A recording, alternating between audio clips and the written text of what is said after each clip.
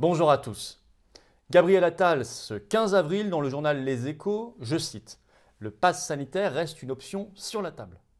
Le même jour, 15 avril, la France annonce officiellement 100 000 morts du Covid-19, depuis le début bien sûr. On ne remet pas les compteurs à zéro chaque année comme pour les autres maladies ou pathologies. Bon, je fais volontairement une association d'idées entre les deux déclarations qui interviennent le même jour, parce qu'il y en a une.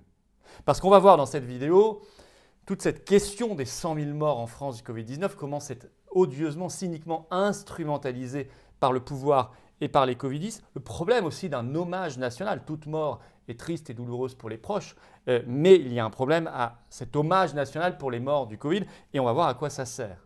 Parce que c'est en étant conscient de la tactique de l'adversaire qu'on riposte et qu'on résiste beaucoup plus intelligemment et beaucoup plus efficacement. Alors, je vous remets le lien vers la grande pétition contre le passeport sanitaire parce que ça y est, là ils le ressortent abondamment. Et donc il faut signer et relayer, partager sur vos réseaux sociaux. C'est sous la vidéo en description. Par ailleurs, on résiste. Je fais une petite correction d'adresse. Je suis bien à Lyon ce samedi 17 avril. C'est toujours à 14h30, mais c'est Parvis René Richard. Petit changement d'adresse. Donc 14h30, Parvis René Richard à Lyon ce samedi 17 avril. Et à Paris, j'y suis ce 18 avril. Donc dimanche à 15h, place Pierre-Laroque. Ça ne change pas. Et musiciens, amenez vos instruments de musique. Nous aurons notamment la joie d'accueillir Pierre-Yves Rougiron, président du Cercle Aristote, qui prendra la parole. Et tous les rassemblements pour la liberté contre la coronafolie se trouvent en première page sur les-patriotes.fr. Il faut y aller, il faut ramener du monde, il faut maintenant y aller à fond. Et moi, je vous attends. Voilà, je vous attends. On doit tous être ensemble, se serrer les coudes dans la résistance et dans la bataille pour la liberté et la France. Voilà, tout simplement. Le lien pour adhérer, réadhérer ou faire un don de soutien à toutes nos actions, et tout ça est largement défiscalisé pour vous, se trouve sous la vidéo en description. Le lien pour adhérer est également en commentaire épinglé et en fin de vidéo, vous pourrez cliquer directement sur l'écran pour nous rejoindre. Ceux qui me disent « je ne sais pas quoi faire, on est fichu », non. On ne sait pas quoi faire quand on est seul. Quand on se bat tous ensemble, on est déjà beaucoup plus forts et tous collectivement intelligents. Alors bienvenue d'avance aux patriotes, bravo à ceux qui font un don de soutien à nos actions. Alors, je vais vous parler de ce compteur un peu morbide des 100 000 morts du Covid-19. Alors, ce 15 avril, un tweet d'Emmanuel Macron, je le cite. « Nous n'oublierons aucun des 100 000 morts du Covid-19. Nous n'oublierons aucun visage, aucun nom. » Le 14 avril, le porte-parole du gouvernement, Gabriel Attal, avait dit ceci. « Il y aura évidemment un moment d'hommage et de deuil pour la nation en faveur des victimes. » Et ça dépasse le champ gouvernemental puisque dans le champ médiatique, le journal Le Monde, ce 15 avril, a mis en une 100 000 points, tout petits points, pour symboliser les 100 000 victimes, assumant eux-mêmes, je cite, « une couverture dramatiquement exceptionnelle ». Bon. Donc on est dans l'émotionnel pur, mais vraiment pur. D'abord, première remarque. Il faut quand même voir le cynisme de tout ça, car combien de morts auraient pu être évitées et pourraient encore, aujourd'hui et demain, être évitées si on laissait les médecins librement prescrire? C'est la seule vraie question qu'il faut poser quand on vous dit 100 000 morts. C'est leur bilan. Combien, si on avait laissé les médecins librement prescrire, et combien on pourrait en éviter encore demain? Si on autorisait y compris les traitements qui ne coûtent rien, qui ne rapportent rien, toute une série... vous savez, d'hypothèses fortes sur l'ivermectine, l'azithromycine, l'hydroxychloroquine, etc. Si on n'avait pas utilisé le Rivotril massivement, notamment en début d'épidémie, dans les EHPAD. Si on avait arrêté de fermer des lits à l'hôpital. Si on n'avait pas fait cette austérité folle, notamment sous pression de l'Union européenne, depuis 20 ans à l'hôpital, en fermant 110 000 lits en 25 ans. Ça, c'est les vraies questions qu'il faut poser face à ce cynisme. Deuxième question. Si on organise un hommage officiel aux 100 000 morts du Covid-19, alors estime-t-on que les 100 000 morts du cancer en France tous les 230 jours, car en France il y a 160 000 morts du cancer par an, donc 100 000 morts tous les 230 jours, valent moins? Et que fait-on des 100 000 morts des accidents cardiovasculaires tous les 250 jours en France? Valent-ils moins? Mais même que fait-on des 20 000 morts par an des accidents domestiques? Ils ne valent rien. Et vous voyez qu'on rentre dans une comptabilité tout à fait spéciale, morbide, qui en réalité n'a pas de sens. Une mort, toute mort. Covid, pas Covid, c'est toujours triste. C'est toujours très douloureux pour les proches. Évidemment.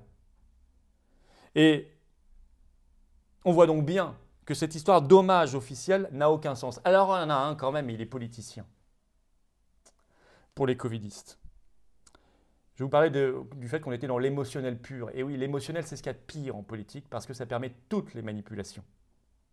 Une fois que c'est un peu de l'ingénierie sociale, la manipulation, une fois que vous avez imposé une image émotionnelle à la personne en face de vous, en l'occurrence ici le peuple français, en quelque sorte, vous inondez son cerveau d'émotionnel et vous lui débranchez les neurones. Il ne réfléchit plus. C'est comme la peur. Il ne réfléchit plus. Et ensuite, ça permet de tout faire passer, de tout justifier. Et donc, ce n'est pas pour rien que c'est ce 15 avril, justement, dans les Échos, que le porte-parole du gouvernement, Gabriel Attal, déclare « Le pass sanitaire reste sur la table » pour retourner demain, il le dit explicitement, dans les restaurants, pas que l'avion. Restaurants, cinéma, prendre un train, etc., etc. Ça permet cela. Ça permet de continuer à justifier toutes les fermetures, toutes les restrictions, toutes les opérations de surveillance et de contrôle. Quand on vous dit tous les week-ends 90 000 policiers et gendarmes mobilisés pour surveiller les Français sur les restrictions sanitaires, voir qu'ils ont bien le masque au-dessus du nez, c'est vrai que si on vous a projeté 100 000 morts, vous êtes terrorisé par l'argument et vous vous soumettez. Ça permet aussi, on est encore là dans l'ingénierie sociale, l'autorégulation de la société covidiste par la délation, la surveillance des voisins par rapport aux autres. Les uns les autres se surveillent dans une société totalitaire parce que les forces de l'ordre ne peuvent pas tout faire et parce que certaines refusent même de suivre ça. Et donc il faut organiser une surveillance, c'est comme ça qu'ont toujours fonctionné les sociétés totalitaires, jamais autrement.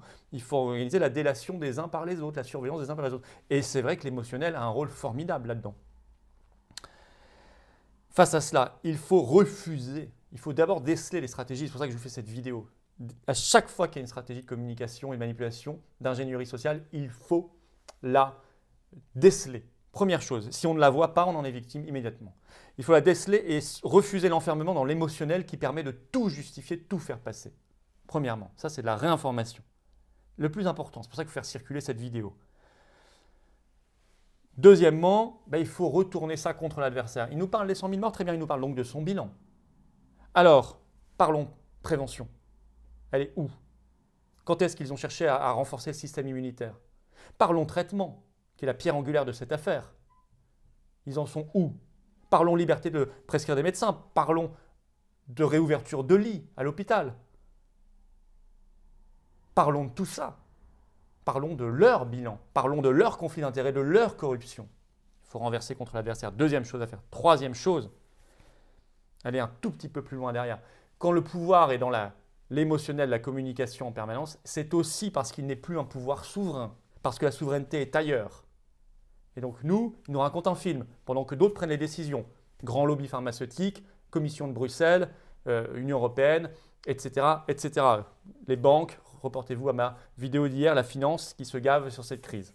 Il faut donc récupérer intégralement notre souveraineté nationale et notre souveraineté populaire, notamment en sortant de l'Union européenne par le Frexit et en quittant toutes les instances mondialistes, en suspendant aussi notre participation à l'OMS. L'OMS, qui est financée, on le sait, à 70 ou 80% par les acteurs privés, Fondation Bill Gates, industrie pharmaceutique, etc. Et tout ça est extrêmement documenté.